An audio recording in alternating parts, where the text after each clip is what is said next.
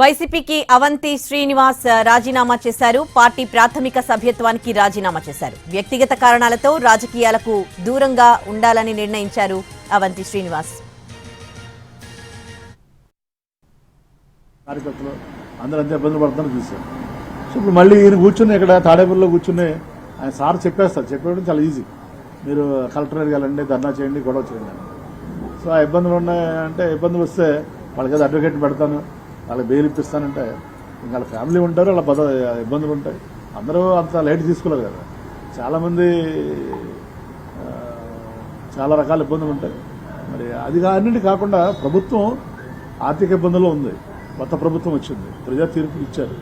ఇచ్చినప్పుడు ఆర్థిక ఇబ్బందులు ఉన్నప్పుడు మనం ఏదో అప్పుడే పంపాలనుకున్నట్టు ప్రజలు 5 సంవత్సరాల తర్వాత డిసైడ్ చేస్తారు.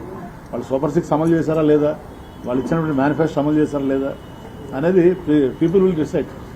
మనం ప్రజలు మ్యాండేట్ ఇచ్చిన దానికి 5 సంవత్సరాలు ఇచ్చారు.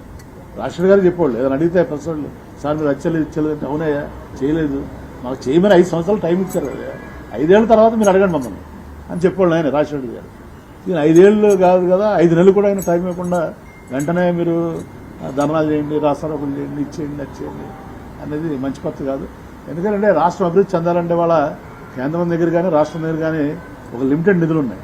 మనకు పెట్టుబడులు రావాలి. పెట్టుబడులు రావాలంటే ఏంటి, ఒక స్థిరమైన ప్రభుత్వం ఉంటేనే పెట్టుబడులు వస్తాయి. మనం కూడా చూసాం పక్క రాష్ట్రం తెలంగాణలో 10 ఏళ్ళు టీఆర్ఎస్ పరిపాలించింది కాబట్టి హైదరాబాద్ ఆ మాత్రం అభివృద్ధి చెందింది. మన వాళ్ళు ఏమన్నా రాష్ట్రం విడిపోతే రాష్ట్రం విడిపోగానే మనకి హైదరాబాద్ ఇదైపోద్ది అదైపోద్దని చెప్పారు. కానీ ఉల్టా అయింది. హైదరాబాద్ సూపర్ డెవలప్ అయింది, మనం ఏమో డెవలప్ చేసుకోలేదు. హైదరాబాద్ ఎందుకు డెవలప్ అయిందంటే 10 ఏళ్ళు స్థిరమైన ప్రభుత్వం ఉంది కాబట్టి. సో కాబట్టి ఇక్కడ కూడా మనం స్థిరమైన ప్రభుత్వం ఉంటే ఒక రాజధాని వస్తుంది, పెట్టుబడులు వస్తాయి, అభివృద్ధి వస్తుంది. సరే మన రాజకీయ విధానాలు వేరవచ్చు, మన పవర్ అధికారం కోల్పోయిన బాధ ఉండొచ్చు.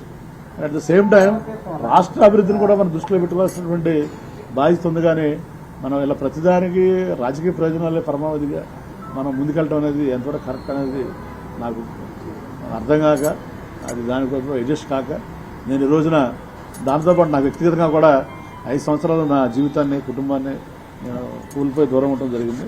సో నాకు ఆ సమస్యలు కూడా ఉన్నాయి కాబట్టి మరి గౌరవ మన పార్టీ అధ్యక్షులు జగన్మోహన్ రెడ్డి గారికి మరి నా వ్యక్తిగత కారణాలతోటి ఈ రాజకీయాలకి ప్రస్తుతం దూరంగా ఉండాలని నిర్ణయం తీసుకోవడం జరిగింది. మరి దానికి భీముల నియోజకవర్గ ఇన్ఛార్జ్ బాధ్యతలు కానీ మరి వైఎస్ఆర్ కాంగ్రెస్ పార్టీకి ప్రాథమిక సభ్యత్వానికి కానీ నేను రాజీనామా చేస్తున్నాను. మరియు మీరు ఇచ్చినటువంటి అవకాశానికి ధన్యవాదాలు జగన్మోహన్ రెడ్డి గారికి. నా రాజీనామాను ఆవేదన కోరుతున్నాను.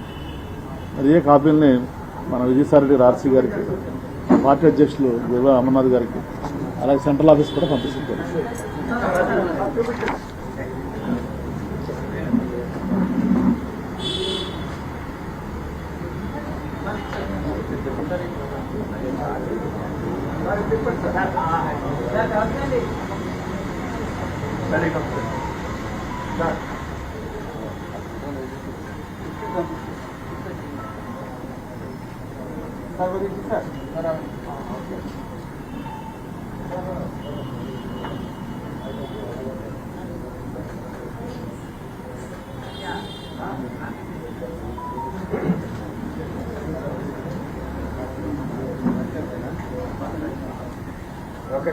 ఓకేనా?